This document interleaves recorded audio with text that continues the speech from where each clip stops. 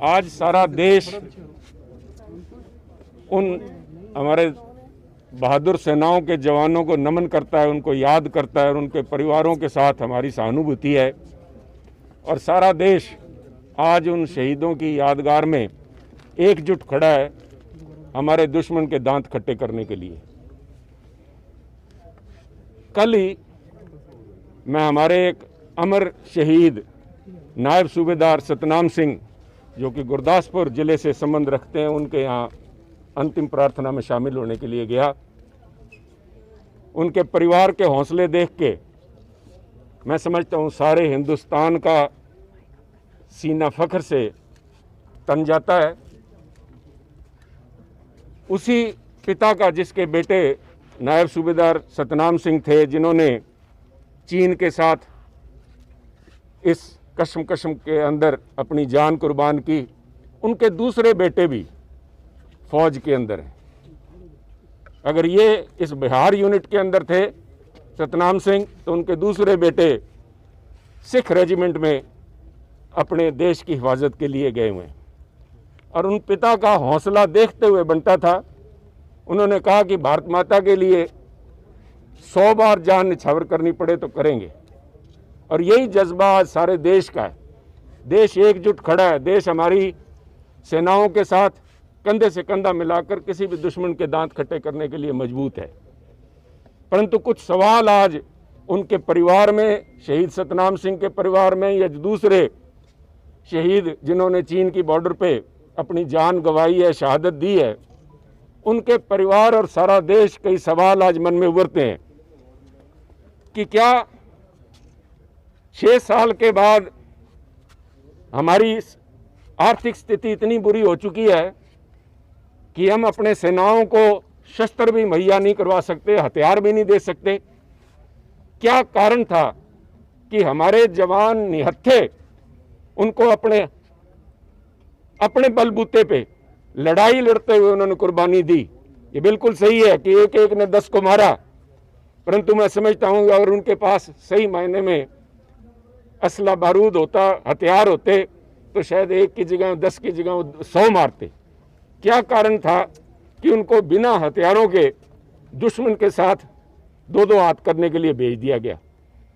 सारा देश इस बात को जानना चाहता है। और मैं समझता हूं कि आज सत्ता में बैठे हुए लोगों का ये कर्तव्य बनता है, देश का मनोबल बनाए रखने के लिए, सेनाओं का मनोबल बनाए रखने के लिए, कि ये बातें स्पष्ट करें कि ऐसी कौन सी मजबूरी थी कि हमारे जवानों को निहत्था करके मरवाया गया। जो गोली से शहीद होने की आदत हमारे जवानों को है और कभी भी पीछे नहीं हटे, गोली का मुकाबला सीना तान के करते हैं, उनको लाठियों से मरवाया गया। क्या कारण था? इस बात का जवाब देना होगा।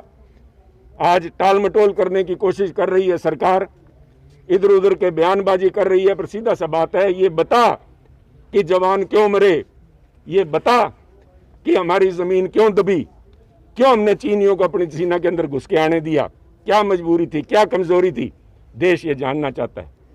ये सवाल साथ में ये भी उभरता है कि क्या सरकार सो रही थी, क्या सरकार झूला झूल रही थी, या महाबलीपुरम के अंदर लुंगी बांध के अपने आप को महाबली का नाटक कर रहे थे, जबकि सेनाएं, दुश्मन देश की चीन की सेनाएं हमारे देश में क्यों घुसी? इस बात का जवाब सरकार को देना होगा। देश एकजुट है। आज अगर कमी है किसी की, हमारी सेनाओं की बहादुरी के ऊपर कोई भी किंतु परंतु नहीं कर सकता, परंतु कमी कहाँ है कि हमारे जवान शहीद हुए, हमारी सेनाओं के अंदर दुश्मन घुसाया। मुझे तो एक ही पंक्ति याद आती है, क्योंकि पंजाब की इस सूरमाओं की धरती के ऊपर जब मैं आज खड़ा हूं तो मुझे एक बात आती है, जे होंदियां सरकारां तां मुल पाउंदियां जो ਸਿੰਘਾਂ ने तेगा मारियां ने। एक सरकार बाजों शाह मोहम्मदा फौजां जित के भी आ जा रही ने। क्या वजह हुई? कमी फौजों में नहीं थी, कमी लीडरशिप में है। उस लीडरशिप की कमी को जब तक अपनी कमजोरियों को छिपाने का प्रयास करते रहेंगे, अपने आप को बहकाने का प्रयास करते रहेंगे, देश को बहका सकते हैं, परंतु यथार्थ क्या है उसके ऊपर खुलासा करके हमारे सेनाओं का मनोबल मजबूत करिए। देश आज एकजुट खड़ा है, सरकार के साथ खड़ा है, देश एकजुट होकर हमारी सेनाओं के साथ खड़ा है।